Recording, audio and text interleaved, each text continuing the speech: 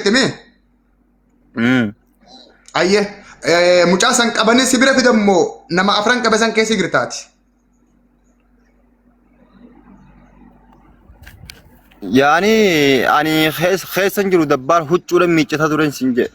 Ayye qabanii si fidan akkasii mire siiquu miiccachaa jiru sibira fidan akkasii mire. Qabanii waan itti hin finne dabbaal qabanii xiqqishoo tumanii gallakkisan gurbaan kutee haga gurbaan dalagatee isinii dawwalutti eeggadhaa gurbaan hin duune yaafi. Injenne akkas baabaa kiyya jarjariin kaabiroo kiyya maaliif na duraa fiida bibi suuta kennee wajjaa sun hin genne maati amma mooliin galle naafeti. Ammaan tana gurbaan maati.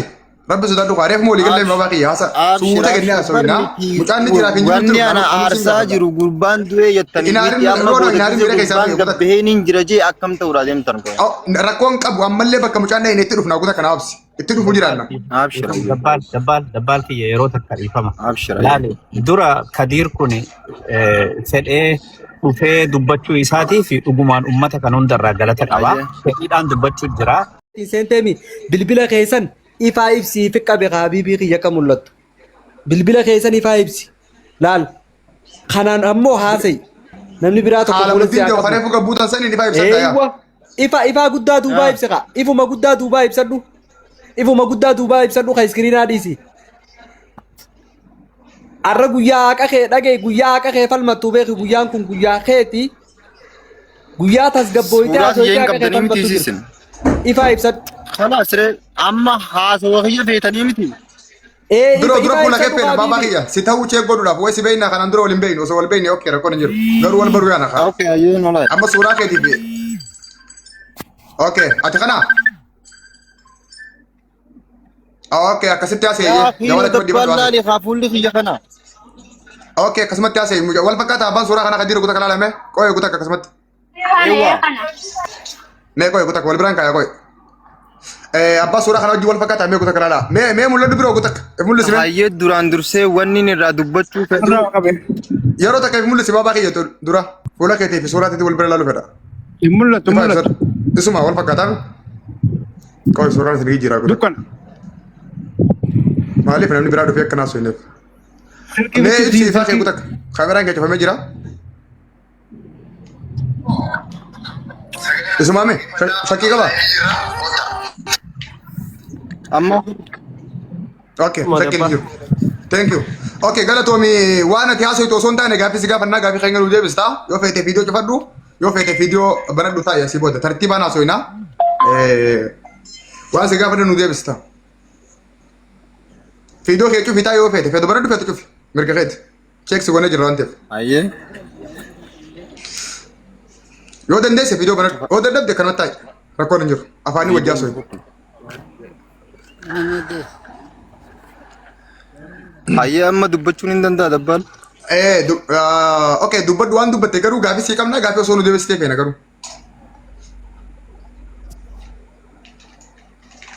Yaada kee dura eega wal gaafannee wal irraa booda yaada kee ni dabarfatta ergaa kee ni dubbatta garuu dura wal barraa waa wal yaamneef wal gaafanna eega gaaffii fi wal barroota finnee booda yaada kee dabarfatta rakkoon hin jiru. Walii galla akkasitti. Nin deebisa gaaffii barbaadde siif deebisuudha garuu waan garaa na qabeetu jira. Rakkoon hin jiru hayya waan garaa si qabeessan dubbadhu. Hayya dubbadhu. Okay dubbadhu. Maal isin? Hayyee. Gaaffii barbaadde si deebisuudhaaf ani qophiidha garuu dubbii takka qoftiin dubbadha. Eewwa. Dubbadhu ni dandeessa dubbadhu.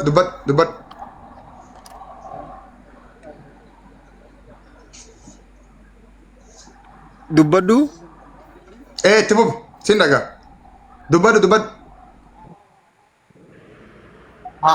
Hayyee emmii tanaan guyyaa jaarsa kan kee tumamu sanaan bakka san hin jira bakka dalagaatii waa nama deemee ijoollee maddii dhaqee tumame awwayin bakka san jira jeetuma gaafadhu meena.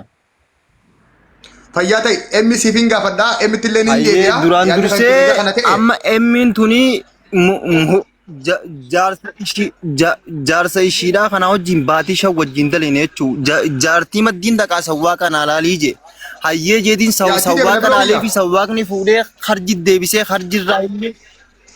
Hayyee kana itti dhufna. Anillee siin gaafadhaa isillee sii gaafadhaa atillee ni gaafattaa siif isillee wajjin haasofitanii Sandura seensa takka ammoo akkaataa dubbiitiif dubbii haa eegallu. Eega dubbii bannee booda isiillee dubbifna. Sababni isaa dubbiin isiidhaa tuni dubbuma eegaluu deemnu keessa jira waan ta'eef xumurarraa osoo hin taane dubbii awwaalarraa kaafnetu maasoyna.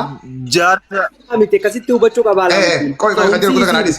Hayyee gaafa yaa tartiibummaan itti fufnaa ani dabbaaliin jaama maqaa keessa sirrii natti himi bakka itti dhalattee fi bakka jirtu wajjin achi booda haasa'u eegalla galatoon.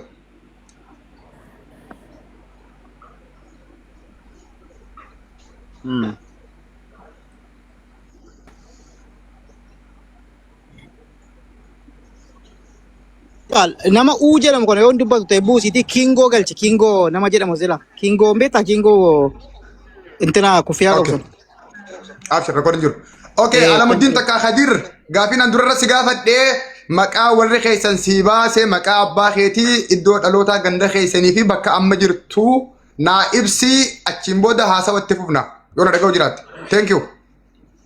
Abshir siifin hima ani bakkin itti dhaladhee Harargee lixaa magaalaa Balballee jirti. Fayyaa ta'e maqaa kee guutuu.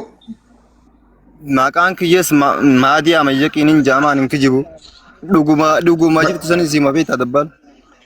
Ayyee maqaan kanuma isin himte ayyee wanni hundi kanuma isin himte ayyee itti fuf. Eewwaa sirriidha amma olola namni asirraa oofu kana hin beeku jaarsa miyyoo tanaa jootti wajjin dalagaa turre ani ergan bakka tana dhufee baatii takka hin geenye wallahi dabbaal siifin himaani hin geenye baatii takka. Hayya maqaan kan kee maadiidha. Iddoon dhaloota keetii Harargee lixaa bakkuma manatti himte kana isilleen kanuma nu himte mormiin hin jiru. Fayyaa ta'e ulfaadhu gaafii lammaffaa atiin Saudii bakka tam jirtaa eega Saudii dhufte waggaa meeqa? Ani ergan Saudii dhufee hoggaa afurii alqasiimin ture garuu dalagachaa amma eessi jirta? Achirraa amma birkaadhan jira dalagaan eeggataa jira. Maal hojjechaa turte kanaan dura hojiin kan kee maali Saudii keessatti? Re'eedha moo gaala moo mazara moo timira moo washugul? Re'ee alqasiimitti sawwaaqummaan hojjedhaa ture garuu ol dhufee birkaa tanatti ama tokkoo fi akkana re'eedhaan dalagaa ture jaarsa miyyoo tanaati wajjin dalagaa ture bakka takkaa hin onaamanii. Okay, amma eega dalagaa irraa baatee dalagaa eeggatu jirtu ji'a meeqa niqa? Amma dalagaan eeggadha naan getti. Ji'a meeqa lafa jirta amma osoo dalagaan seenin?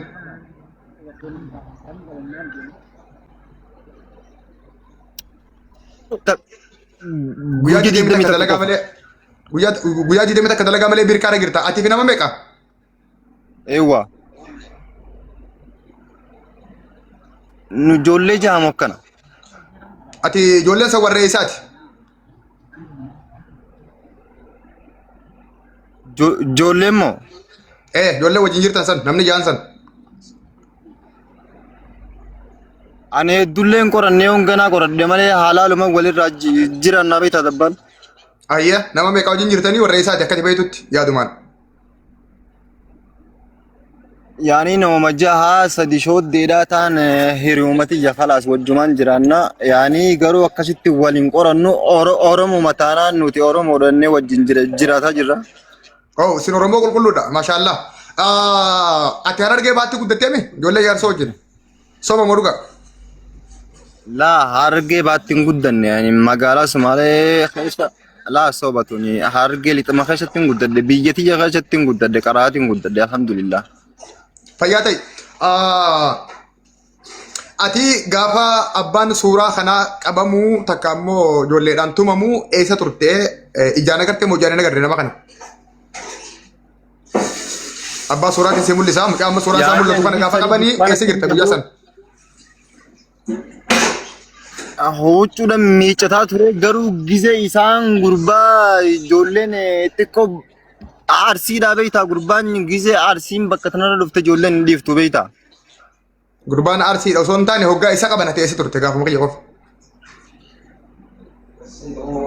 Ani huccuudhaan miiccataa ture dabbaal. Ijoolleen sun sirraa fageenya hangam takkaatti qabde mucaa hoggaa qaban eessaa qabanii fidan akkamiin dhufe mucaan isin bira? Yaani mucaan bakka dalagaa itti eeggatanii mitiire tawakkalataa tumare. Eessa bakki sun bakki dalagaa itti eeggatan sun maal jedhamti? Maatta gamanaa tokko maatta illee beeku maqaa. Mee natti maal jette rejeebi? Maatalleen beekun jee maqaa yaani maataa simirni beeyta. Nin beeka yaa ati maataa sana okay ati maataa irra galtaa isin maataa irra jiraatanii bakka isin jiraatanii isa maataa wajjin waliin dhiyoodha. Laa maataan tuni bakka dalagaa irraa eeggatame. Nin beeka anis achirra dalagaa eeggachaan ture rakkoon qabu isin bakka isin jiraattan maataa sana irraa gamta kadheera. Beeytaani garuu. Nuti moo. Yaani dulleen dheeratu bakkuma mazruma ijoollee maddii buunee tattaa jirraa beeyta amma garuu jidduudhaan maataa kana dheenee dalagaa laallanna. Okay achi booda hoo. Achi booda yoon dalagaa dhabne aqaraata keenya bitannee galla. Hayyee okay mucaa qaban sabboontu kutak namta kallee galchu asii booda. Nama meeqaan qaban hoggaa qaban eessatti isin fidan maataa irraa qaban naan jettee nama meeqaan qabanii akkamitti isin bira dhufu. Maatumarraa yaani maatumarra qabanii arsiidhaa fi argee wal lolaatuma jiranii mitireenni beeytaa. Anuu yoo kiyya arsii yoo nama qaben dhiisu wallaahi. Maaliif yoo ta'e amma dura takka sun mirga kiyya yaa suragandaa kiyyaa miti rakkoon qabu waan asii gaafa dhiifama naa godhe taarsiitti deebina mucaa nama meeqaan qabanii hoggaa qaban akkamitti isin bira fidan. Siifin ammaan dura miidiyaa kanarra deemaatiin ture beeytaa dabbalanis yaani tumamee cunna akka maletti waan feeddagdee beeytaa arsiin. Maadii kiyya yeroo takka haasoma kiyyaa fi kee wajjin haa goonu mucaa san nama meeqaa qabee nama afurii naan jettee mee.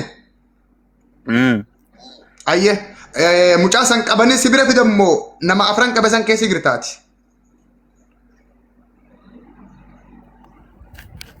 Yaani ani keessan jiru dabbaal huccuudhaan miiccata turen sin jedhe. Ayyee qabanii si fidan akkasii miree si huccuu miiccachaa jiru si bira fidan akkasii miree. Qabanii waan itti hin finne dabbaal. Qabanii xiqqishoo tumanii gallakkisan gurbaan kutee haga gurbaan dalagatee isinii dawwalutti eeggadhaa gurbaan hin duune yaa akhi. Hin jenne akkas baabaa kiyya hin jarjarin kaa biroo kiyya maaliif na duraa fiida habibi suuta kennee wajjaa sun hin jenne maati amma waliin galee naafeeti. Ammaan tana gurbaa.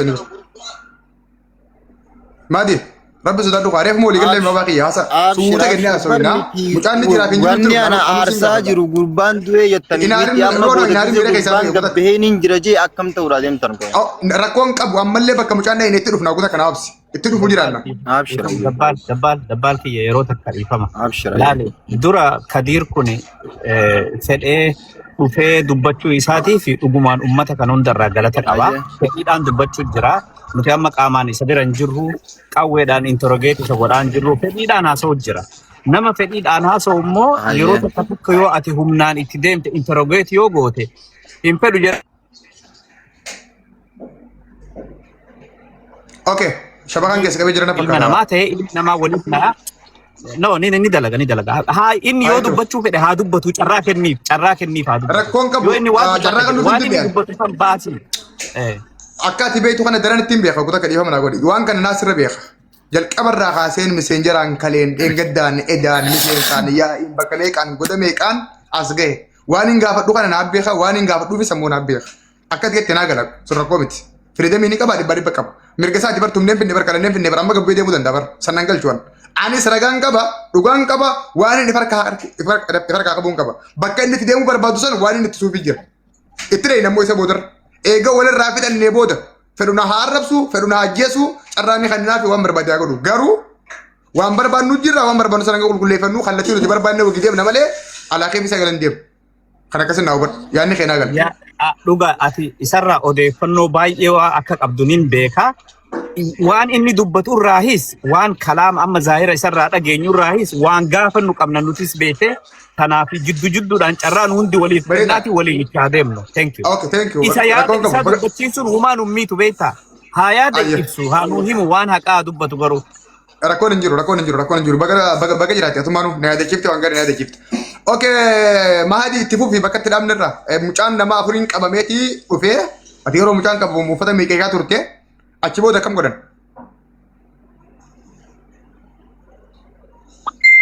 Achi booda xiqqishoo tuttumaniituma gallakkisanii mucaan akkatti labbaa tanaan baafadhu jaanii ni kutee jira wallaahi mucaan. Okay, ati warra mucaa tume keessaas hin jirtu warra mucaa qabe keessaas hin jirtu ijumaan laalaa turte akkasiin.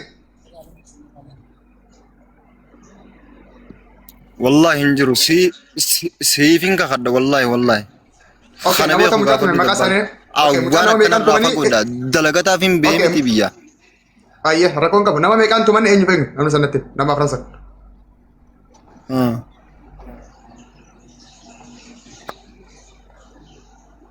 Nama afurii maqaa isaanii himuu hin danda'u kaa dabbal. Maaliif Egaa himuu hin dandeenye sababni?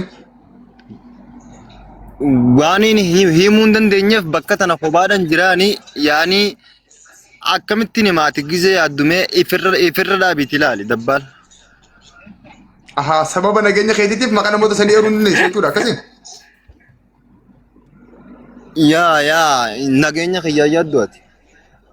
Okay nageenya keessi yaadaa. Khazana sanatti suunaaf hin Okay rakkoon qabu ati qaama sodaatu qabaa fi qaamni sodaatamu sun si himoo ati qaama sodaatu qabaa itti deebinaa walli parsentaa takka qofa. rakkoon hin jiru chaarjii takkaa dhokasi duraan dhaabne gana haasoyna waa hedduu haasoyna wal gadallaqe chaarjii nama afuritti mee maqaa namoota sanii kan nu hin dandeessu nageenya keetiif akkasii mee.